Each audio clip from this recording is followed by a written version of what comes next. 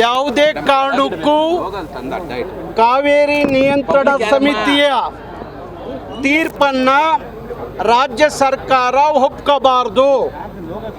ಇವತ್ತಿನ ಪರಿಸ್ಥಿತಿಯಲ್ಲಿ ನಾವು ದಿನಕ್ಕೆ 3500 ಕ್ಯೂಸೆಕ್ ನೀರನ್ನು ತಮಿಳುನಾಡಿಗೆ ಬಿಡಿ ಅಂತ ಹೇಳಿ ಕಾವೇರಿ ನಿಯಂತ್ರಣ ಸಮಿತಿ ಏನು ಆದೇಶ ಮಾಡಿದೆ, ಆ ಆದೇಶವನ್ನು ನಾವು ಗೌರವಿಸಲಿಕ್ಕೆ ಇವತ್ತು ನೀರಿಲ್ಲದ ಕಾರಣ ಕರ್ನಾಟಕಕ್ಕೆ ಸಾಧ್ಯ ಇಲ್ಲ ಅನ್ನೋದನ್ನ ಹೇಳಬೇಕಾಗುತ್ತೆ. ಇವತ್ತು 15 ದಿವಸಗಳ ಕಾಲ 4.5 TMC ನೀರನ್ನ ಎಲ್ಲಿಂದ ನಾವು ಕೊಡಲಿಕ್ಕೆ ಸಾಧ್ಯ? ಇವತ್ತು ನಮ್ಮ ಡ್ಯಾಮ್ಗಳಲ್ಲಿ ಇರೋದೇ 12 TMC. ಒಂದು ಬೆಂಗಳೂರಿಗೆ ತಿಂಗಳಿಗೆ 3 TMC ನೀರು ಕುಡಿಲಿಕ್ಕೆ ಬೇಕಾಗಿದೆ. ಕುಡಿಲಿಕ್ಕೆ ನೀರಿಲ್ಲದೆ ಇರುವಾಗ ತಮಿಳುನಾಡಿಗೆ ವ್ಯವಸಾಯಕ್ಕೆ ನೀರು ಕೊಡಿ ಅಂತ ಕೇಳೋದ್ರಲ್ಲಿ, ಆದೇಶ ಮಾಡೋದ್ರಲ್ಲಿ ಏನು ಅರ್ಥ ಇದೆ ಅನ್ನೋದನ್ನ ನಾವು ತೀರ್ಮಾನವನ್ನು ಮಾಡಬೇಕಾಗುತ್ತೆ. ತಮಿಳುನಾಡಿನ ರಾಜಕೀಯ ಪಕ್ಷಗಳು ಪದೇ ಪದೇ ಕೇಂದ್ರದ ಲಾಬಿ ಮಾಡಿ ನಮ್ಮ ಮೇಲೆ ಇಂಥ ಮರಣ ಶಾಸನವನ್ನು ಬರೀಲಿಕ್ಕೆ ಸಂಚು ಮಾಡೋದಾದರೆ ನಾವು ರಾಜ್ಯ ಸರ್ಕಾರ ಸರಿಯಾಗಿ ಅವರಿಗೆ ಉತ್ತರವನ್ನು ಕೊಡಬೇಕಾಗುತ್ತೆ. ತಕ್ಷಣ ರಾಜ್ಯ ಸರ್ಕಾರ ಕಾವೇರಿ ನೀರು ನಿವಾರಣಾ ಪ್ರಾಧಿಕಾರದ ಮುಂದೆ ನಮ್ಮ ಮನವಿಯನ್ನು ಸಲ್ಲಿಸಬೇಕಾಗುತ್ತೆ. ಇವತ್ತಿನ ಸಂದರ್ಭದಲ್ಲಿ ನಮ್ಮ ಯಾವ ಡ್ಯಾಮುಗಳಲ್ಲಿ, ಅದು KRS ಇರ್ಬೋದು, ಕಬಿನಿ ಇರಬಹುದು, ಹಾಗೆ ಆರಂಗಿ ಡ್ಯಾಮುಗಳಲ್ಲೂ ಸಹ ನೀರಿಲ್ಲದ ಕಾರಣ ನಾವು ನೀರು ಕೊಡಲಿಕ್ಕೆ ಸಾಧ್ಯ ಇಲ್ಲ. ಹಾಗಾಗಿ ನಮ್ಮ ಮನವಿಯನ್ನು ಕಾವೇರಿ ನೀರು ನಿವಾರಣಾ ಪ್ರಾಧಿಕಾರದ ಮುಂದೆ ರಾಜ್ಯ ಸರ್ಕಾರ ಸಲ್ಲಿಸಬೇಕಾಗುತ್ತೆ.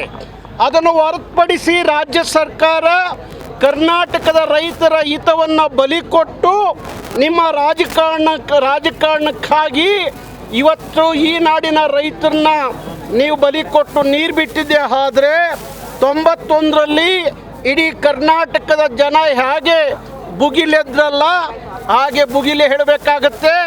ಅವತ್ತು 91ರಲ್ಲಿ ಆದಂಥ ಸಾವು ನೋವುಗಳು ನಿಮಗೆ ನೆನಪಿರಲಿ. ಹಾಗಾಗಿ ಕಾವೇರಿ ಅನ್ನೋದು ಕನ್ನಡಿಗರ ಅದೊಂದು ರೀತಿಯ ಜೀವವಾಹಿನಿ. ಅದರ ಜೊತೆಯಲ್ಲಿ ಹುಡುಗಾಟ ಆಡಬಾರ್ದು ರಾಜ್ಯ ಸರ್ಕಾರ ಅಂತ ನಾನು ಹೇಳಲಿಕ್ಕೆ ಇಷ್ಟಪಡ್ತೀನಿ. ಹಾಗಾಗಿ ಇವತ್ತು ಸಾಂಕೇತಿಕವಾಗಿ ಕರ್ನಾಟಕ ರಕ್ಷಣಾ ವೇದಿಕೆ ಪ್ರತಿಭಟನೆಯನ್ನು ಮಾಡ್ತಾ ಇದೆ. ರಾಜ್ಯ ಸರ್ಕಾರ ತೀರ್ಮಾನ ಕಾವೇರಿ ನಿಯಂತ್ರಣ ಸಮಿತಿಯ ಆದೇಶವನ್ನು ಧಿಕ್ಕರಿಸಿ ನಿಂತ್ಕೋಬೇಕು. 91ರಲ್ಲಿ ಹಾಗೆ ಬಂಗಾರಪ್ಪನವರು ಅವತ್ತು ಆ ತೀರ್ಪನ್ನು ಧಿಕ್ಕರಿಸಿ ನಿಂತರು. ಬಂಗಾರಪ್ಪನವರ ಶಿಷ್ಯ ಅಂತ ಹೇಳಿಕೊಳ್ಳುವಂಥ DK ಶಿವಕುಮಾರ್ ಅವರು ಗುರುಗಳ ಮಾರ್ಗ ಹಿಡಿದ್ರೆ ಕರ್ನಾಟಕದ ಹಿತವನ್ನು ಕಾಪಾಡ್ದಂಗೆ ಆಗುತ್ತೆ. ಅದಕ್ಕೋಸ್ಕರ ಯಾವುದೇ ಕಾರಣಕ್ಕೂ ಕಾವೇರಿ ನಿಯಂತ್ರಣ ಸಮಿತಿಯ ತೀರ್ಪನ್ನು ಧಿಕ್ಕರಿಸಬೇಕು ಅಂತ ಆಗ್ರಹಿಸ್ತೀವಿ.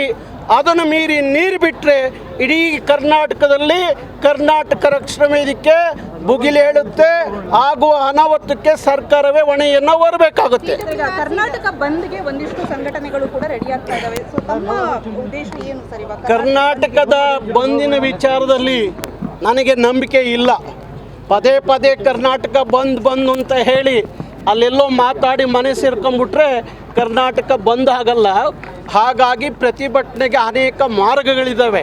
ಹಾಗಾಗಿ ಆ ಮಾರ್ಗದಲ್ಲಿ ಪ್ರತಿಭಟನೆಯನ್ನು ಮಾಡಬೇಕಾಗುತ್ತೆ. ಇಡೀ ರಾಜ್ಯವನ್ನು ಎಚ್ಚರಿಸಬೇಕಾಗುತ್ತೆ, ಜಾಗೃತಿ ಮೂಡಿಸಬೇಕಾಗುತ್ತೆ. ಬಂದ್ ಅನ್ನೋದು ಅದು ಬ್ರಹ್ಮಾಸ್ತ್ರ, ಕೊನೆಯ ಅಸ್ತ್ರವಾಗಬೇಕು. ಮಾತಿ ಮುಂಚೆ ಬಾಯಿ ಚಪ್ಪಲಕ್ಕೆ ಬಂದ್ ಅಂತ ಕರೆ ಕೊಡೋದು ಸರಿಯಲ್ಲ. ಹಾಗಾಗಿ ಈ ಅನೇಕ ಹೋರಾಟದಲ್ಲಿ ಇವತ್ತಿಡೀ ರಾಜ್ಯದ ಜನರನ್ನು, ಅದರಲ್ಲೂ ಕಾವೇರಿಯ ಪ್ರದೇಶದ ಜನರನ್ನು ನಾವು ಎಚ್ಚರಿಸಬೇಕಾಗುತ್ತೆ, ಜಾಗೃತಿ ಮೂಡಿಸಬೇಕಾಗುತ್ತೆ. ಹಂತವಾಗಿ ಈ ಚಳುವಳಿಯನ್ನು ನಾವು ಕೊಂಡೊಯ್ಯಬೇಕಾಗುತ್ತೆ. ಅದಕ್ಕೋಸ್ಕರ ಕರ್ನಾಟಕ ರಕ್ಷಣಾ ವೇದಿಕೆ ಇಡೀ ರಾಜ್ಯದಲ್ಲಿ ಎಲ್ಲ ಜಿಲ್ಲಾ ಕೇಂದ್ರಗಳಲ್ಲಿ ಈ ಚಳುವಳಿಯನ್ನು ಪ್ರಾರಂಭ ಮಾಡ್ತಾ ಇದ್ದೀವಿ. ಇವತ್ತು ನಾಳೆ ಎಲ್ಲ ಜಿಲ್ಲಾ ಕೇಂದ್ರಗಳಲ್ಲಿ ಕಾವೇರಿ ಹೋರಾಟ ನಡೆಯುತ್ತೆ. ಒಮ್ಮೆ ಹಿಂದೆಲ್ಲ ಉತ್ತರದ ಕರ್ನಾಟಕದಲ್ಲಿ ಕಾವೇರಿ ವಿಚಾರದಲ್ಲಿ ಚಳುವಳಿ ನಡೀತಿರಲಿಲ್ಲ. ಹಾಗೆ ಈಗ ಹಾಗಿಲ್ಲ. ಈಗ ಎಲ್ಲ ಜಿಲ್ಲೆಗಳಲ್ಲೂ ಕರವೇ ಕಾರ್ಯಕರ್ತರು ಕಾವೇರಿ ವಿಚಾರದಲ್ಲಿ ಭುಗಿಲೇಳುವಂಥದ್ದು ತೀರ್ಮಾನವನ್ನು ಮಾಡಿದ್ದಾರೆ. ನಾನು ಮತ್ತೊಮ್ಮೆ ರಾಜ್ಯ ಸರ್ಕಾರಕ್ಕೆ ಎಚ್ಚರಿಕೆಯನ್ನು ಕೊಡ್ತಾ ಇದ್ದೀನಿ. ನಿಮ್ಮ ರಾಜಕೀಯ ಹಿತಕ್ಕಾಗಿ ರಾಜ್ಯದ ಹಿತವನ್ನು ಬಲಿ ಕೊಡಬೇಡಿ ಅಂತ ಹೇಳಿ ಡಿ ಕೆ ಶಿವಕುಮಾರ್ ಅವರಿಗೆ ಎಚ್ಚರಿಸುವಂಥ ಕೆಲಸವನ್ನು ಮಾಡ್ತಾ ಇದ್ದೀನಿ.